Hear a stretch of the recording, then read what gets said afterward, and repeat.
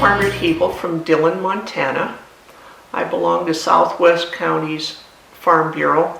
I'm a member of the board of directors at this point. I grew up on a good-sized ranch south of Ennis. It was a place that my grandfather and great-grandfather had homesteaded. We raised cattle and sheep and lots of good horses. I got my college education at Montana State University in education. So I came out of there with a teaching degree, and I have spent 40 years of my life teaching various and assorted things.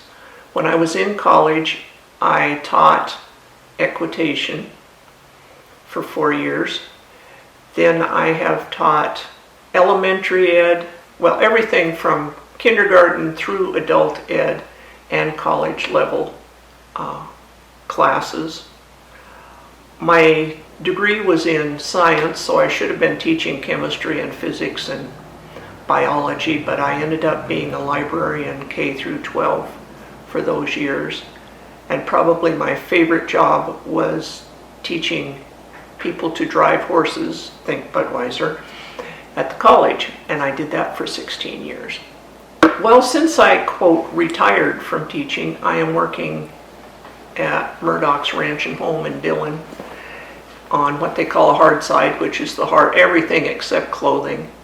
And I really enjoy that. I enjoy the fact that our customers are predominantly agricultural people, and I get to talk agriculture with them during the day. I got involved with Farm Bureau when my husband and I bought a ranch between Dillon and Melrose and needed an insurance company for the ranch. Wayne Lower was the Mountain States insurance agent in Dillon at that time, and we had grown up around Wayne and his family, so that was a logical place for us to go to check out Farm Bureau. We weren't very active for a while and then started going to Farm Bureau meetings. And after my husband died and I was teaching at the college, the woman in charge of the young farmers and ranchers at the college conned me into chaperoning college kids to national conventions. And I really got hooked then. I enjoy the tours that go and the talks that are available. I got involved in ACE through listening to people talk about ACE and the things that they had done.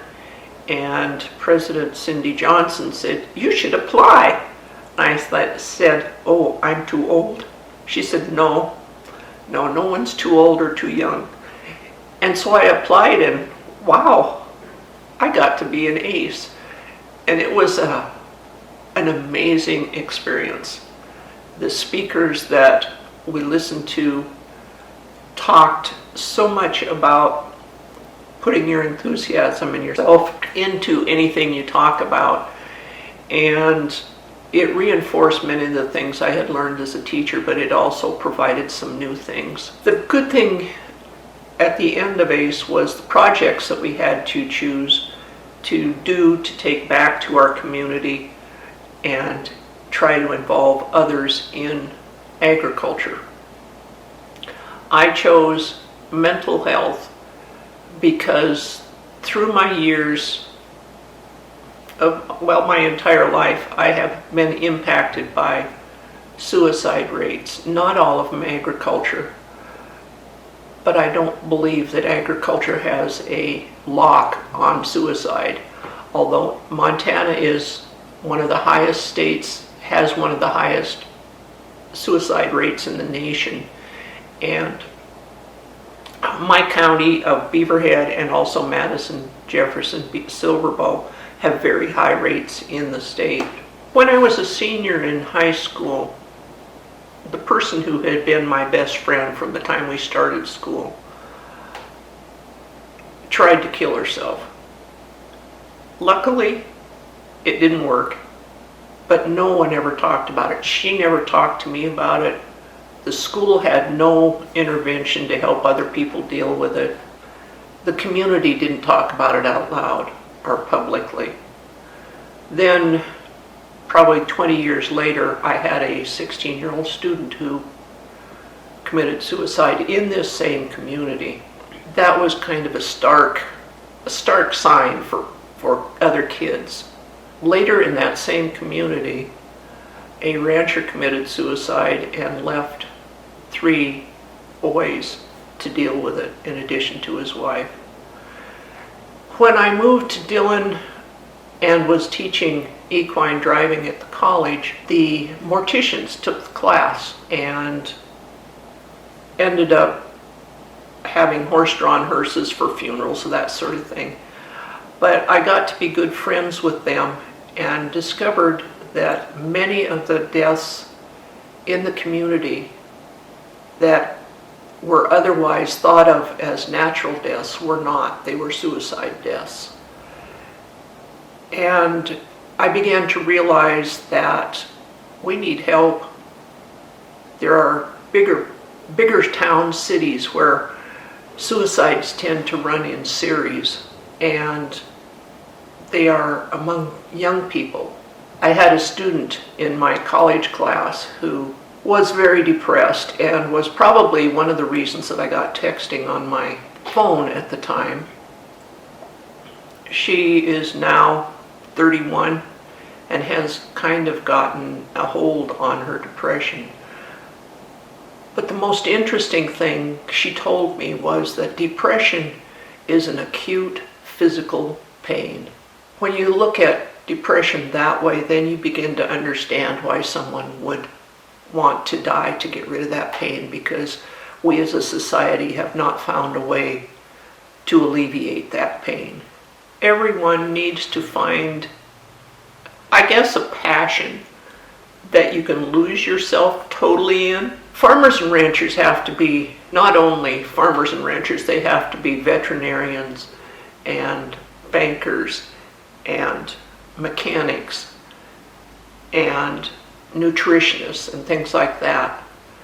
Maybe there's something in that your passion is your passion and you can get lost in it.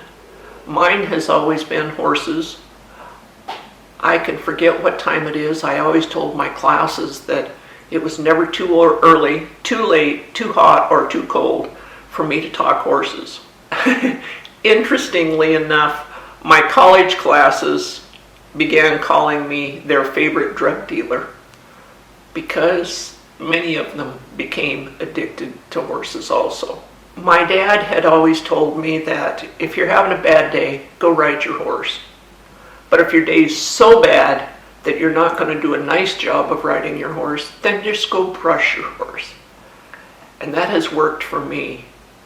I can lose myself in horses. I can make them feel good. And I think that's one of the things that we maybe have lost, is the reward to us of making someone else or something else feel good.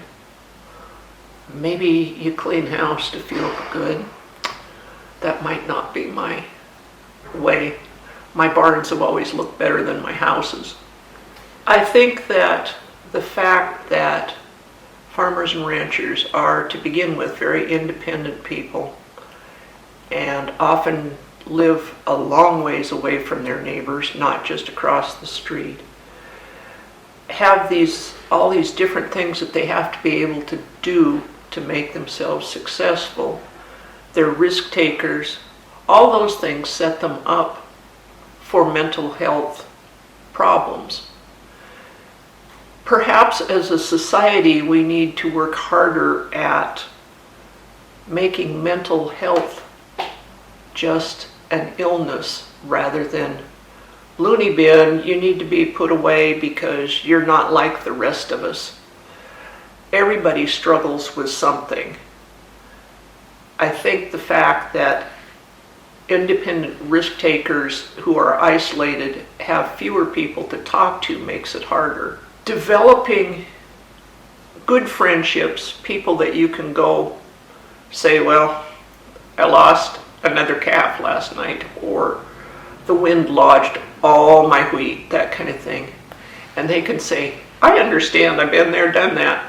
On the other hand, there are these suicide helplines.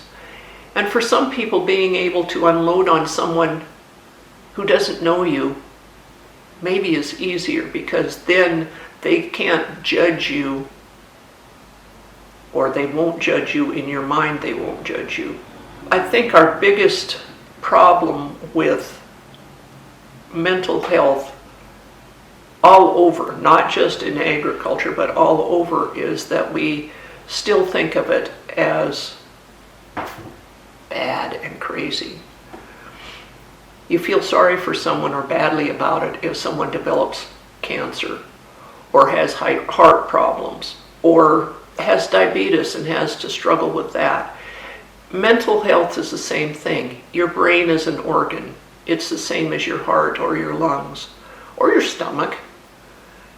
We need to back off on the way we look at mental health and make it easier for people to admit that they're struggling somewhere and help them get some support.